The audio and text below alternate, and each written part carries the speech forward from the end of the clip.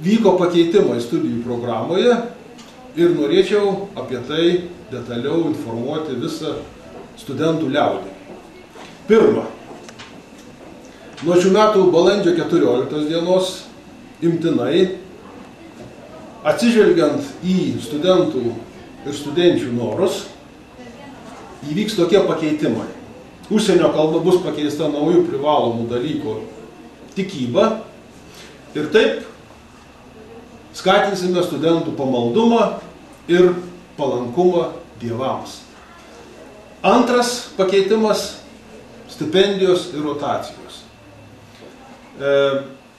Anksčiau, kaip žinot, buvo skirstoma atskiruose grupėse ir atšakuose pagal pažangumą. Dabar įvesime tvarką, kad rotacija bus pagal jūsų tikybos rezultatus, įtikėjimą į mūsų fakulteto dievus ir tikėjimą. Ir nepriėmę krikšto studentai mokės už mokslą. Aukštesnė rotacijos eilė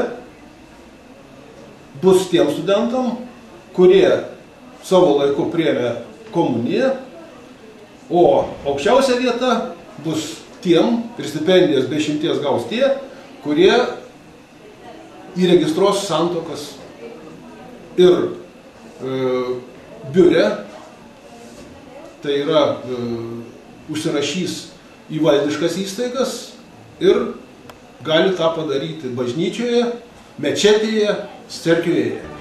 Sėkmės.